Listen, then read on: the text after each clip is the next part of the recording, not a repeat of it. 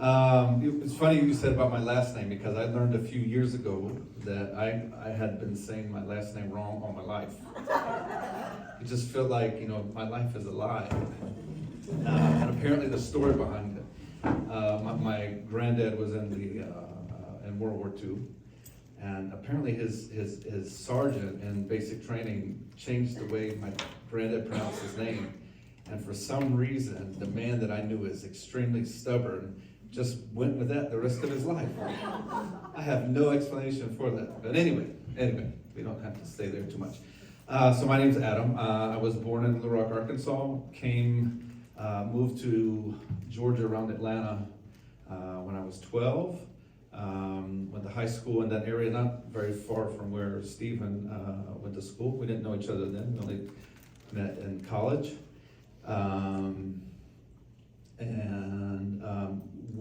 Felt God calling me to Israel in I think the end of '96, and then I got there in '97.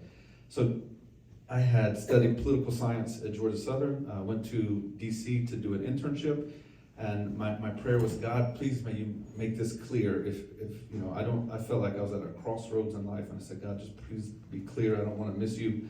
And I hated DC. I really did not like it. My job was very menial. I had done another internship while I was studying, and I had a lot of responsibility. And there, the best thing I could do was to construct letters to constituents from pre-approved language. And then I would take it to the autograph machine and press play, I guess, and it would sign it with a pen. That was like and you get the point. So I felt God was saying, no, this is not for you. And at the same time, I felt God was affirming spiritual gifts in my life to be a minister. So I grew up, you feel called to go into ministry, you go to seminary. So I had narrowed it down to a couple of seminaries and wasn't feeling anything from God. Got accepted both of them. What happened was I went down to Georgia Southern, and on the way back I decided to leave the radio off. Back then we didn't have cell phones. But I was just going to pray and sing and try to listen to God. Just try to be quiet before God.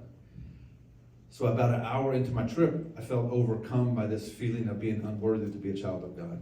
I started crying, and then I started singing about going to Israel. And I had done choir and stuff like that, but I wasn't a singer or songwriter person, so that was a very unique experience. And I said, okay, God, I think I heard you.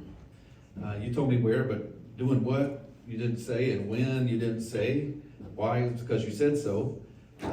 So I had this idea in my head that I need to pursue this prayerfully and patiently.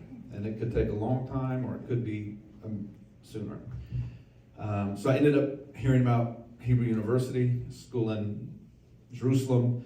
I applied, got accepted, and then went to a state school and had my tuition paid for.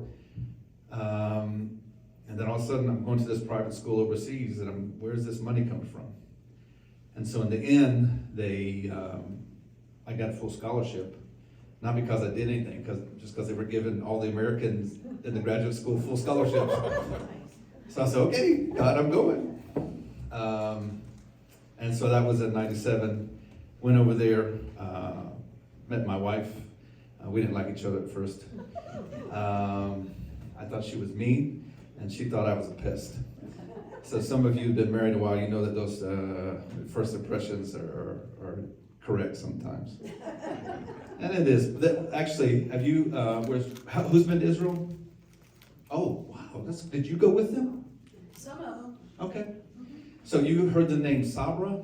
Did your guide tell you that? Not that he wouldn't explain that to you. But there's this idea that a Sabra is a prickly pear. So, and then, they grow on the cacti and the little pear there.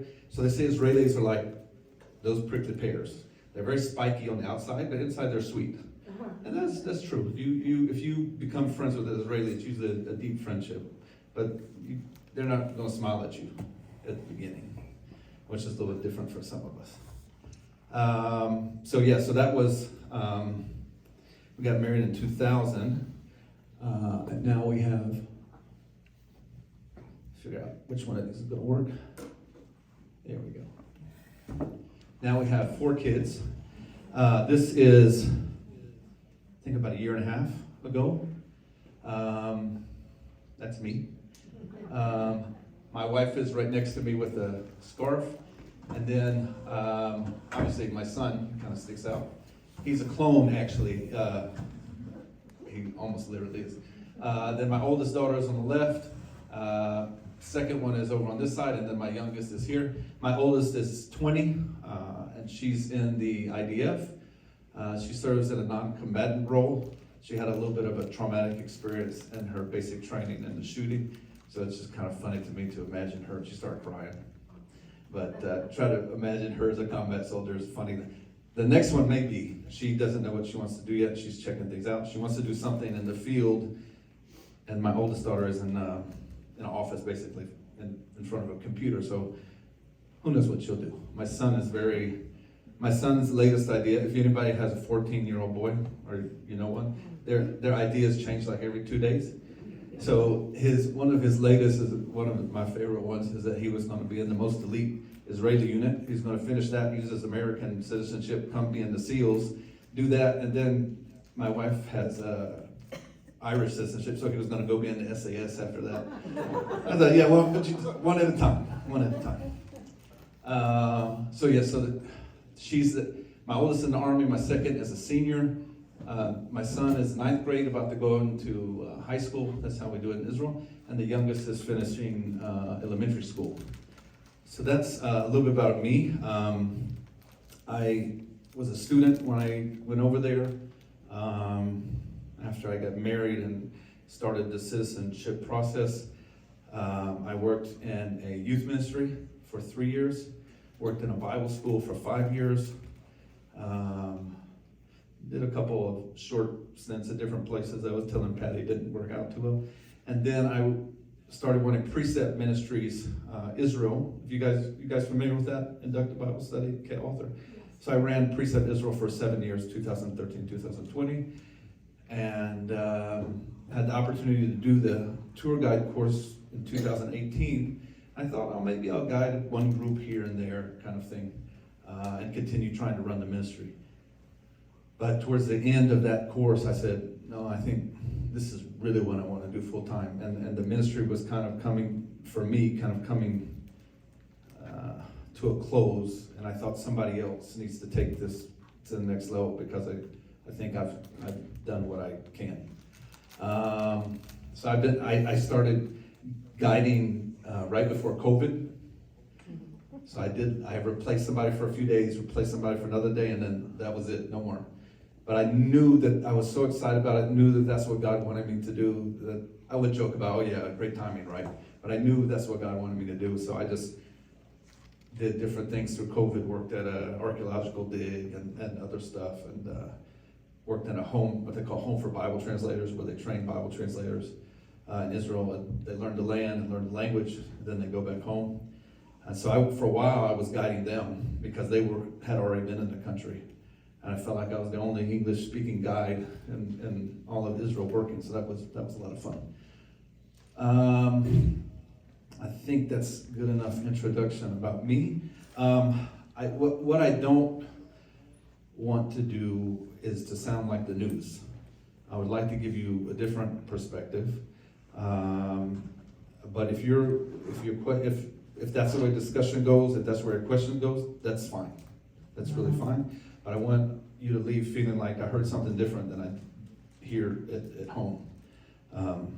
Even in our congregation, we've had people come and talk about what's going on, and sometimes I'm like, you know what, I didn't need to hear that today. I wanted some spiritual food today. I didn't want to hear an update about what I listened to all week long. I actually wanted a break from that. With that said, October 7th, I assume everybody in this room knows more or less what happened. Some of the people living, the Israelis living around Gaza were very rudely, rudely awakened, didn't sound very good, but they heard rockets, which is not so uncommon. The amount of rockets, over 3,000, was uncommon, and they thought, this is a bit odd. It used to be before the Iron Dome. You guys familiar with that? One of the most advanced what do you call it? You don't call it anti-missile system. Missile rocket intercepting system in the world, paid for a lot by you guys, by the way. If you pay your taxes, you probably, a little bit of that went to that. Since that, the rockets haven't been such a big deal. Yes, they do fall every once in a while in a populated area, but for the most part, that system, it calculates if a rocket's gonna fall in a populated area, then it has somewhere around a 90% success rate of shooting them down, and then others will fall in fields and things that aren't populated. Every once in a while, somebody would die from it, somebody who went outside to, they wanna see it, and then either get hit by shrapnel or sometimes hit by a rocket.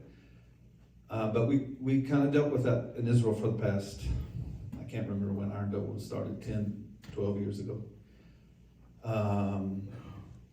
But a lot of them, and a lot of people that live, most Israelis have military service because we have a draft for everyone. Not everyone goes into combat roles.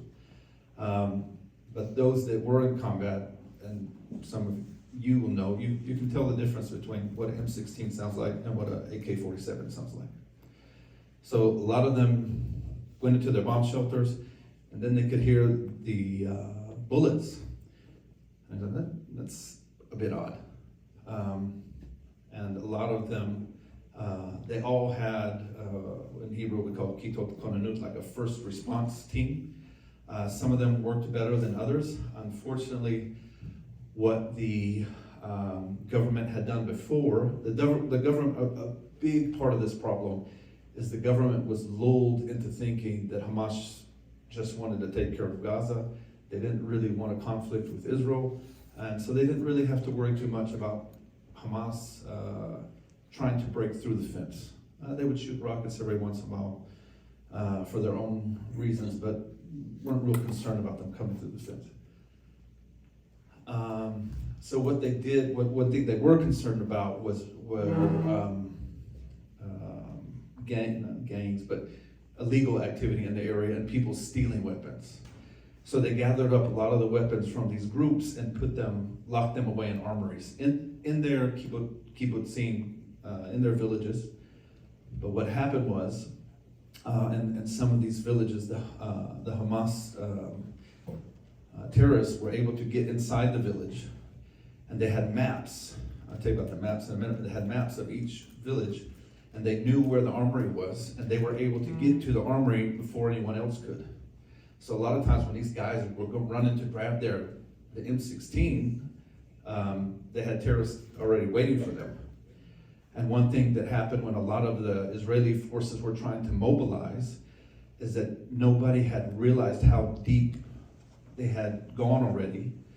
And even there was a SWAT team of 6 members that drove down, stopped in an area that they thought was safe, take everything out, get ready to go in, and they didn't realize that the terrorists were in the bushes.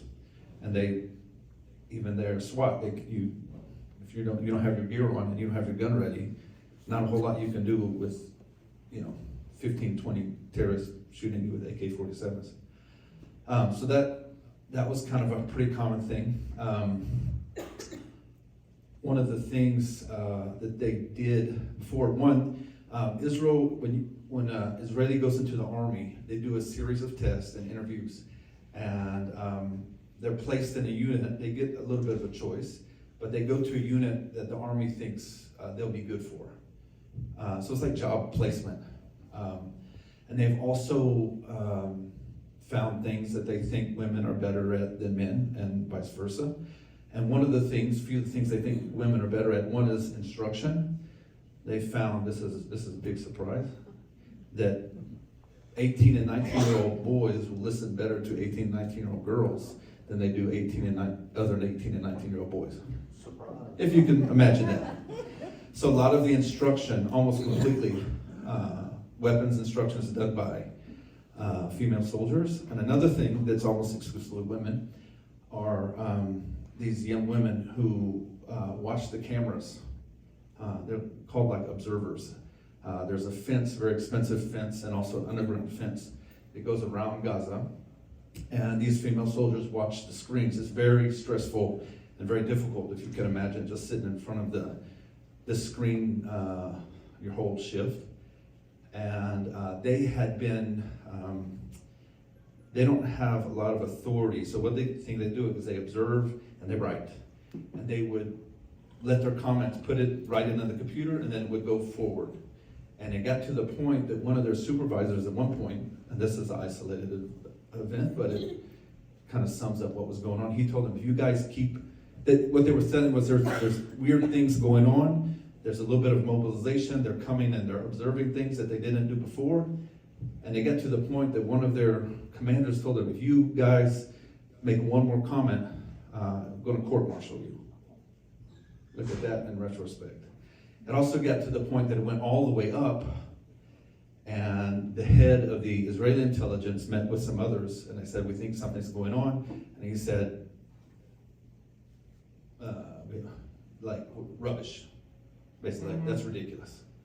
Hamas isn't prepared to come in here. They're busy trying to take care of the Gazan people. I'll talk about that in a minute too. So what they did, some of you know, they flew drones and dropped very simple explosives on top of the cameras and took out most of the cameras, so the army didn't know where people were coming. That was also a problem, that they didn't know where to send the forces. Another thing they had done is the army used to have 2 units of attack helicopters, and they limited it to 1 because they found that the drones were much, for at least the time, much more effective and much cheaper than an Apache, which is a very expensive piece of equipment. And then also, even the attack helicopters that did go out, they never had any instruction about firing on Israeli villages. And so there were some that couldn't even do that. There were some complaints about, Israelis aren't known for their rigidness and strictness, but when it comes to the army, that's how many of them are taught. That's how army has to be if it's going to be a good army. And some of them just couldn't break out of the mold that they needed to do to adjust to what was happening that day.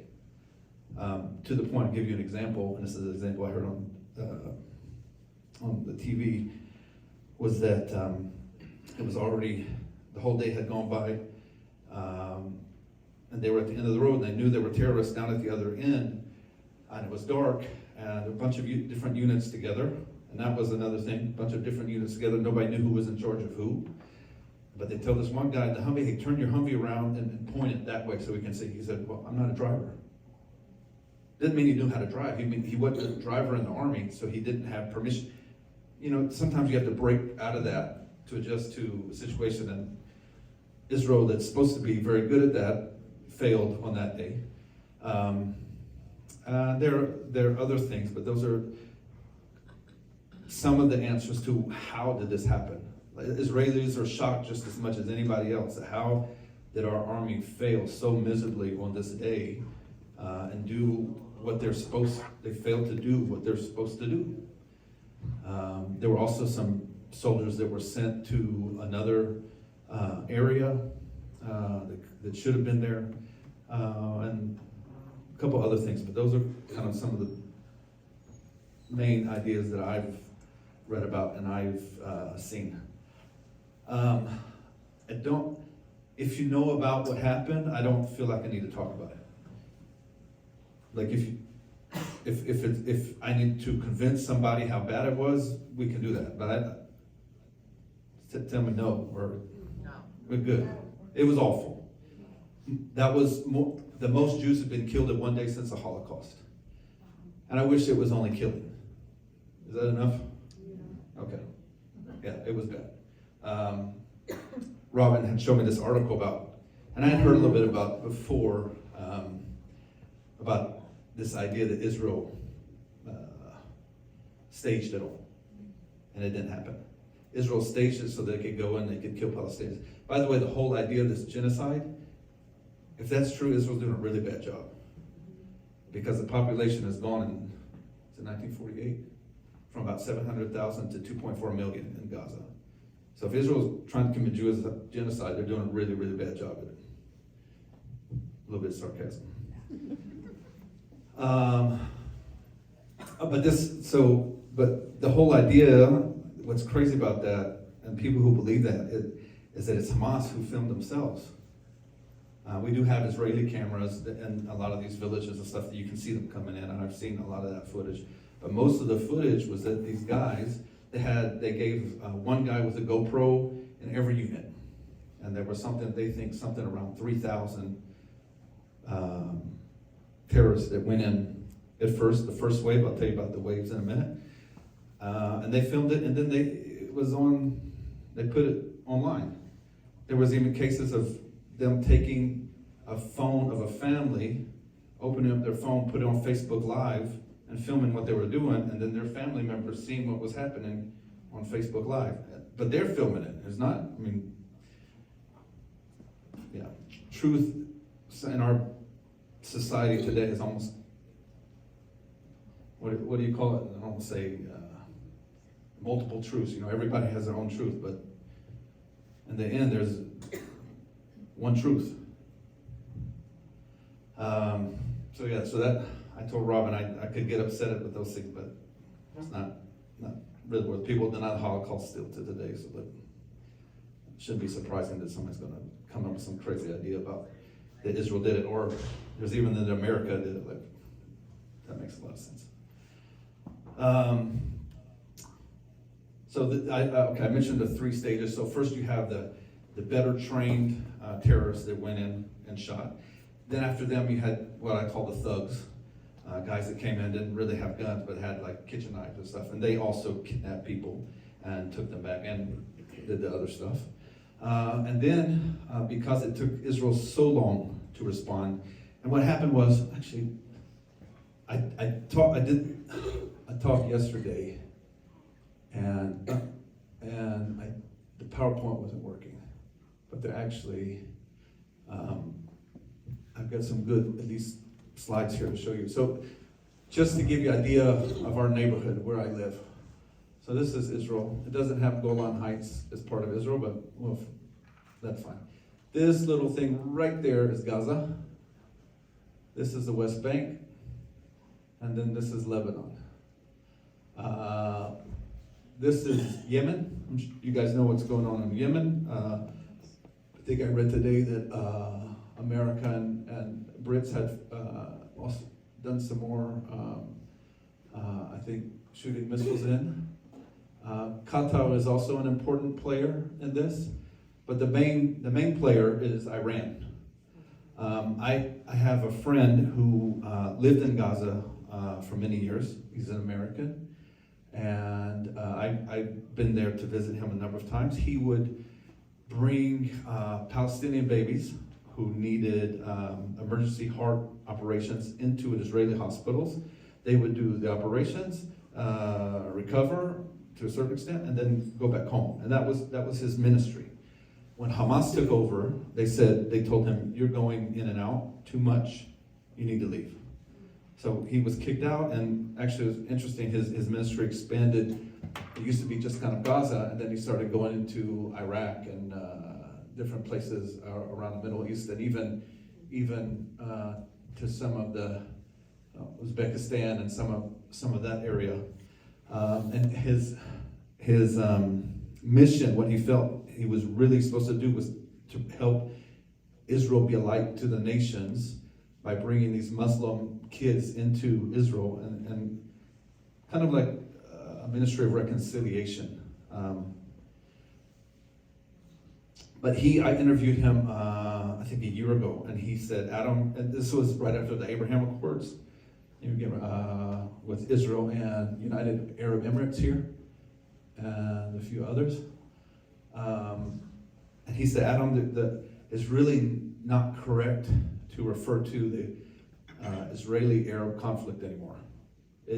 You should refer to it as the Israeli-Iran conflict. Because even though we are with conflict with Arabs, which are, Palestinian Arabs are Arab, it's really Iran that's not Arab that's funding all this and giving directions for all this. Iran funds Hamas and trains Hamas in Gaza, and they also fund and train Hezbollah, which is in Lebanon, which they're shooting rockets and drones into Israel. And they're also very active in Syria, where there's me. And obviously you guys know that they've been in Iraq since. If there's one thing Saddam Hussein did good, he kept the Iranians back. But he's not there anymore. Not that I think that he was good or anything, but at least that conflict between Iraq and Iran then kept the Iranians back. And now they're all through Iraq, Syria, and Jordan, and we also have Hamas in the West Bank. I think that's enough. And then also Yemen. Iran funds the Houthis in Yemen.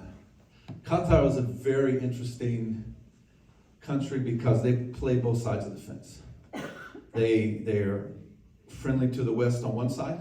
There are American Army bases there, Air Force bases. My brother-in-law was there for a while. And then they also send money to terrorist organizations. They were sending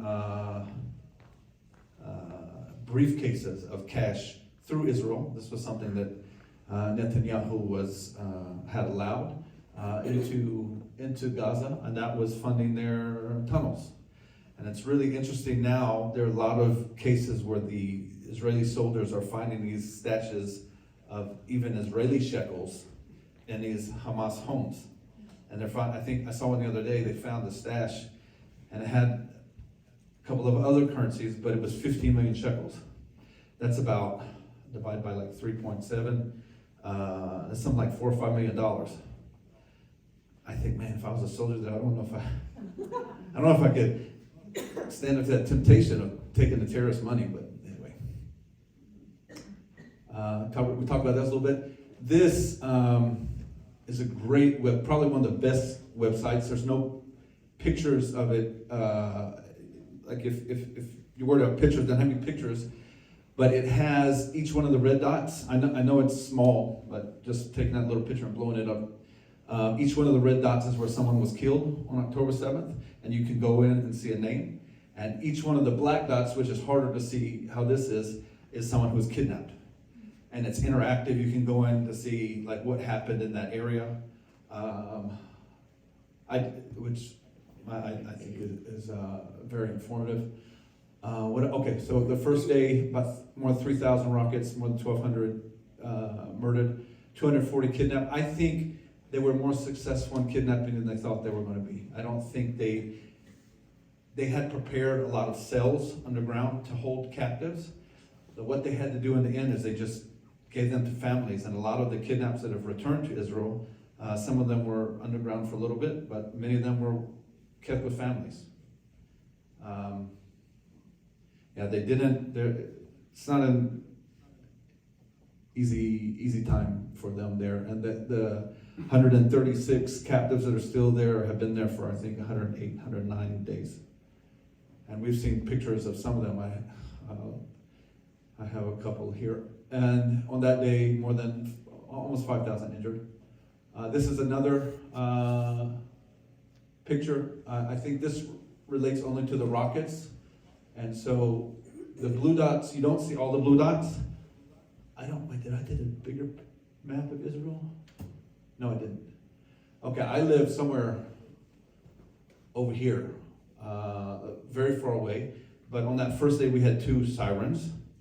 And for us, it just means we have to run into our bomb shelter. All Israeli buildings have some kind of bomb shelter in it. And most homes, at least if they've been built in the last 20 years, will have a smaller, like, bomb room that we use as like a regular room. Like our bomb shelter in my house is my oldest daughter's bedroom, which is kind of nice when you have to go in, then you have a bed and stuff and that kind of stuff.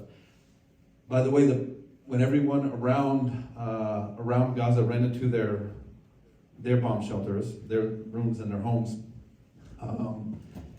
when we go into ours, we go in there for 10 minutes. You hear the siren, you hear the boom, boom, which is usually you hear the explosions of the Iron Dome blowing up the rockets coming out of Gaza. Sometimes you hear them hit, which is a bit louder. If you're down there, it's a lot louder. But some of them stayed there for 30 hours. in their bomb shelters, the fortunate ones, the ones that didn't get taken out of them and killed and taken into Gaza. Some of the bomb shelters are supposed to be sealed so that no chemicals could come in them, like we were afraid of in the Gulf War. So they're airtight. I don't know if you call it the conduit, but the pipe in the wall that runs the electric cords run through, it's sealed with silicone. So people are running out of air even to breathe in some of them. They didn't have water. They thought they'd be there 10 minutes. They didn't have any food. Some of them had to use the bathroom. And a lot of them, they're going through their house, they find the keys, they go open the car, get the spare tire out of the car, go throw it into the house or next to the bomb shelter and light it. So I don't know how the smoke went into some of these bomb shelters, but apparently it did. And what some people did was they took clothes or towels that they had in that room and peed on them to get them wet and put them under the door so the smoke couldn't go in. Other people held the door. The bomb shelters in Israel had always been made just for rockets and missiles. They were never designed as like a safe room where if someone's in your house, you can go and lock the door. So people were grabbing hold of the inside of the handle on the inside, holding it for hours. And I heard stories of people that were saved that it just this man held onto it and then he just collapsed. But by the time that he collapsed, because you're holding this door for them, they left. And I think that specific guy was diabetic, so he fainted, but they had already left. Which one is better for this? I think the day before I came to Israel, this was all a closed army area. They evacuated anyone that was left. They evacuated that same night. Some it took till the next day. And that was also a problem because some of the people in Gaza know Hebrew. And so when the army did come, they weren't sure if it was really the army. So I heard this one family, how did this go? They're talking through the door. He says, "We're the army." He said, "Oh yeah." He said, what did he ask them? What's our name? I said, "What's our name of our family?" And the guy told him. And they had this little girl. He said, "This girl is very smart." She goes, "Dad, that's not very smart. Our name is written on the outside of the house." He's like, oh, yeah, you're right. It is. But they evacuated them out. They also evacuated all the Israelis that live along the northern border. So right now in Israel, we have about 200,000 Israelis who aren't living in their homes because they're evacuated from around Gaza and the northern border. And they're getting really tired of being in hotels. So they have built some of them, moved them into new communities together. A lot of these are small villages that people want to be with each other. So some of them, they found some solutions for them where they can still live together, but it's not their home. But the day before I left, I was able to visit Whiteberry here. Yeah, it was the area between Be'eri, which is where some of the worst massacres happened, and the music festival, which was also really bad. It's somewhere right in here, a place called Alumim, that amazingly, they had, I think 23 foreign workers that were murdered, and some foreign workers that were taken captive. But their response team was able to hold off the terrorists from coming anymore into the foreign workers just happened to live very close to the gate that they broke through, and so they were very easy for the terrorists to kill. But it's amazing that that none of the Israelis that were there were killed. Talk about that, yes, sir. Good question. Yes, sir. I heard on Newswise that some of the Gazans that weren't really terrorists came in as well. Is that accurate? Oh yeah. Oh, absolutely. So there's, you have a spectrum, and you have those that say, other than the terrorists, everybody's innocent in Gaza. And you have the ones on the other side say, no. Everyone, there's no one innocent in Gaza. And we have to be realistic. It's somewhere in the middle there. And I would like to believe that most of the people in Gaza want peace. The problem is, I mentioned the maps. Remember I told you about the maps? Yeah. So I think it was in Beli or Nachol Oz, which is, I think Nachol Oz is further north. I can't see it. A lot of these maps, they would go in and they knew the names of every person in every house. Not only that, they knew who had a gun and they knew who had a dog. And of course, they knew who the response team was.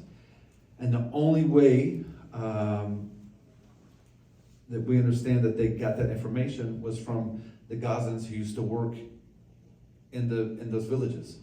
Because there are thousands of Gazans who used to come out of Gaza every day and work in Israel and go back. And when I visited Gaza, you could tell who the Gazans were who worked in Israel because they had the nicer houses. They got paid better in Israel, and then they go back and they would have a nicer house or building. I'll get to it. I just want to finish this. So it was those trained terrorists that came in first, and this was something new too. Israel had never dealt with these terrorists who had come and were fighting like this and were trained and had vests and had boots. They would say in the past, these weren't the guys with the AKs and the flip-flops who were shooting from the hip, which is what they dealt with in the past. Like stormtroopers, they miss everybody. But they were trained more. They've since have found out that some of them went to Syria. They left and were trained in Syria, fought in Syria. So after them, I said, came the thugs, which was just like the criminals, and then after them came kids and other people stealing bikes, stealing whatever they could, cars, whatever, farm equipment, taking it back. And then a lot of times you see when the Israeli captives are being led, you can see that they're being hit by the mobs in Gaza. So that answer your question? Yeah. What's the distance from the Gaza border to that furthest east? To Ofakim? This one? Yes. I don't know about Ofakim, but to give you an idea, let me see where I can. Well, actually, that's kind of clear.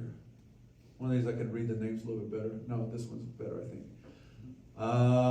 This is very close. This is like a mile, and this is farmland. This is all these communities down here have major agricultural. That's a huge part of their income. So that furthest east site. Yeah.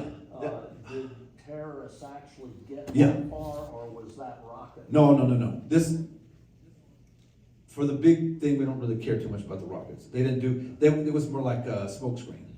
Okay.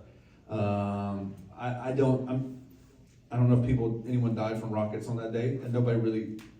This may sound bad. Nobody really cares about that because there was so much worse things that happened. But yeah, they came out and pickup trucks, motorcycles, and then some of them came out and then they took Israeli vehicles and were going back and forth. There was a hostage that. Yeah, that's another thing. Like we were like, where did they get those from? Yeah. And then I saw in the newspaper that there was a UN representative, and he taught them. He was kind of bringing those things in, and I was like, what are you doing? So, and actually they wanted to go much further.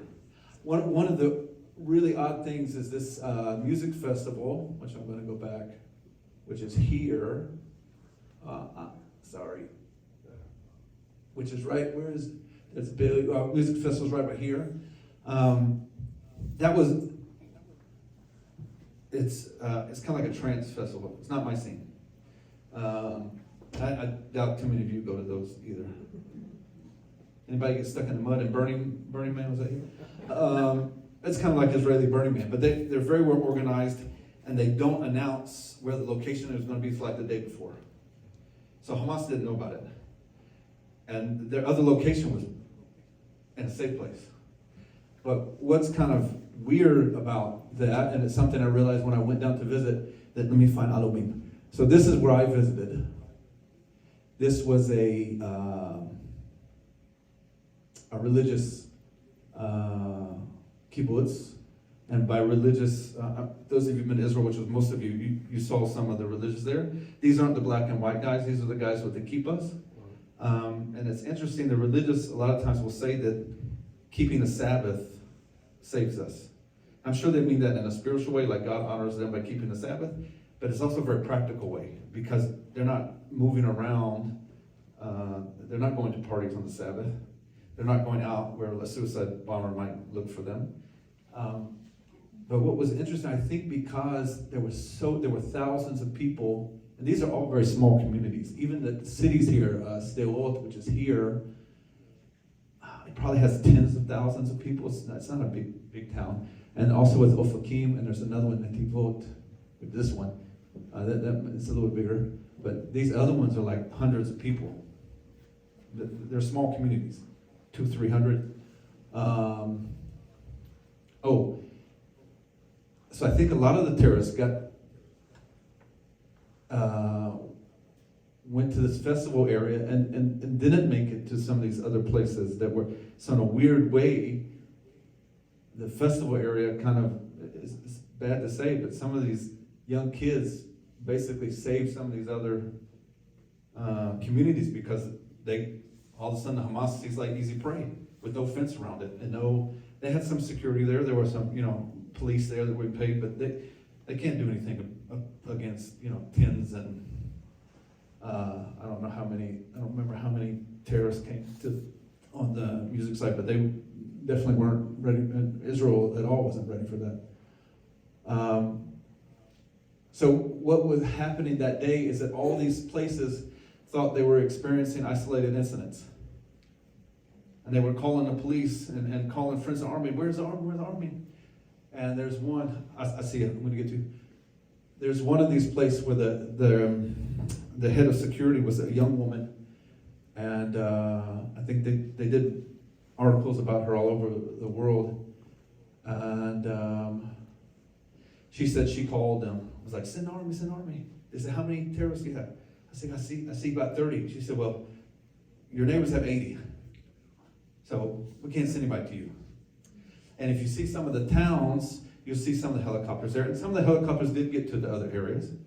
And what they were, they took tons of ammunition with them, tons of RPGs.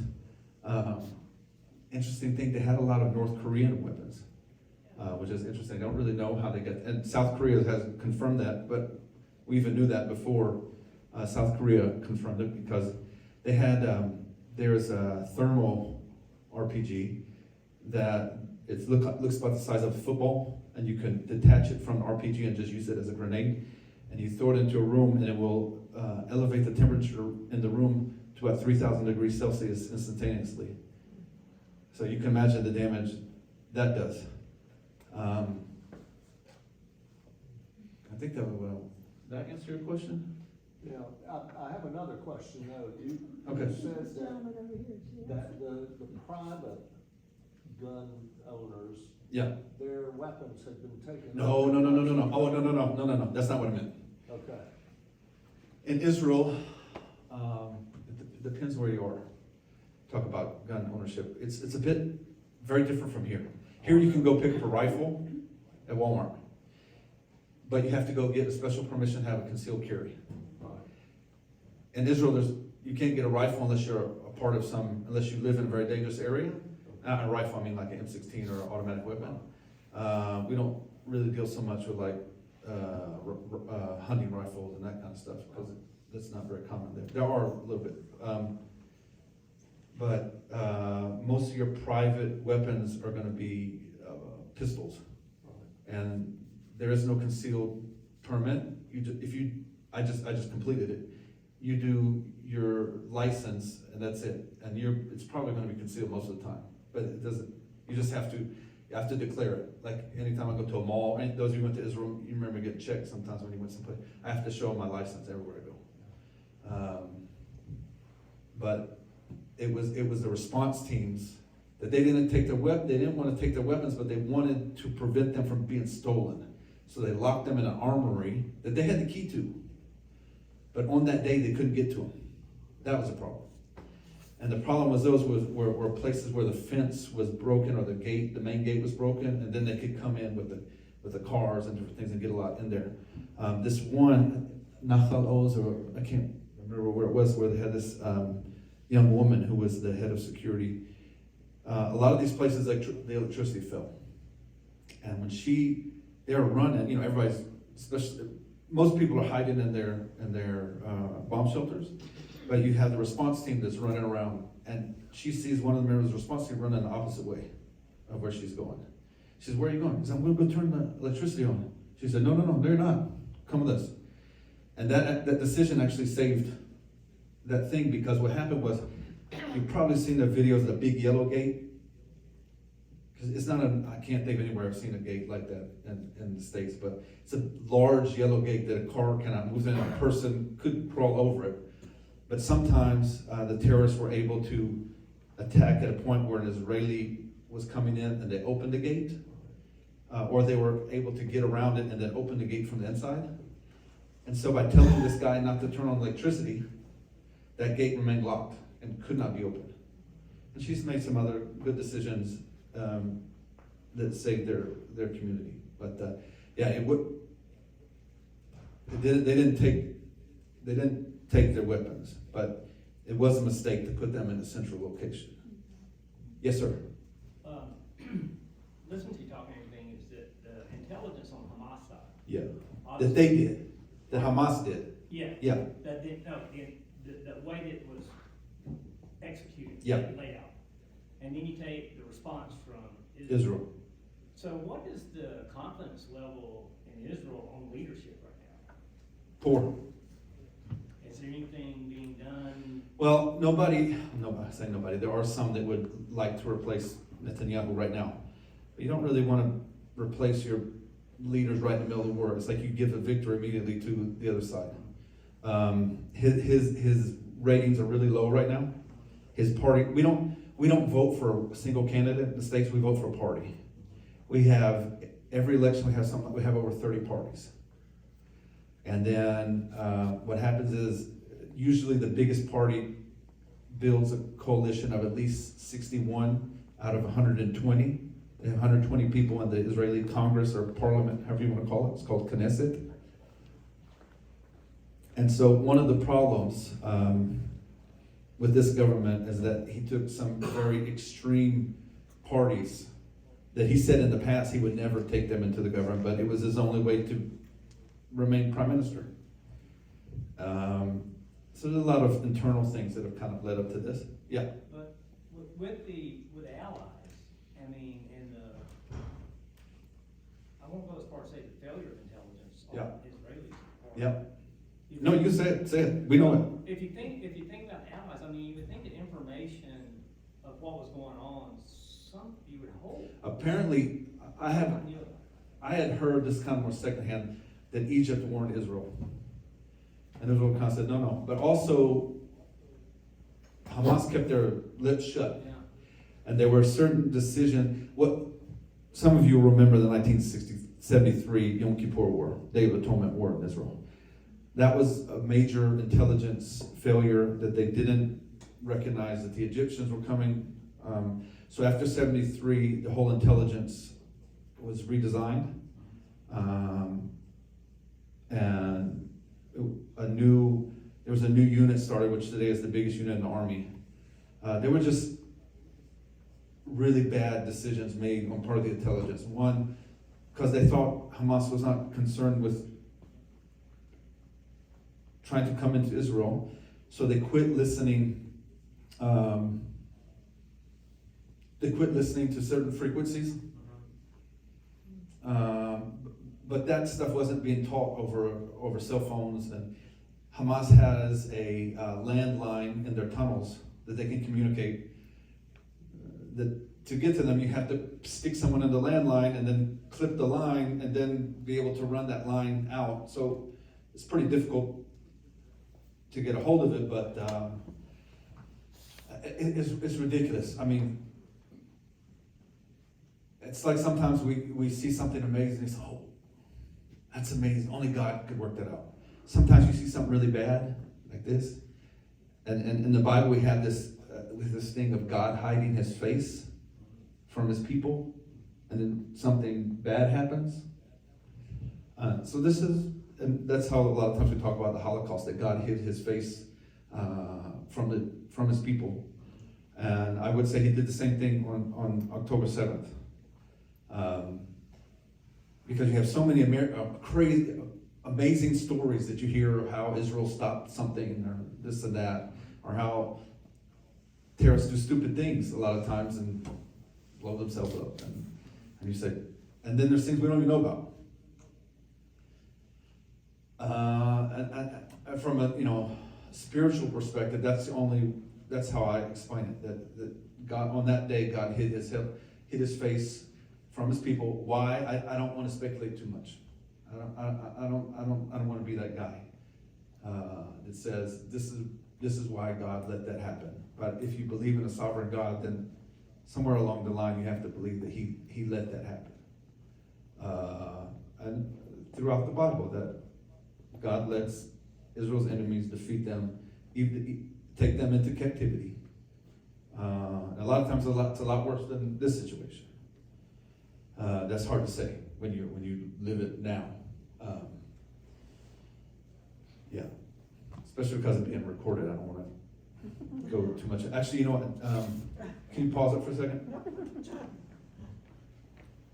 Well, I'll tell you one thing I think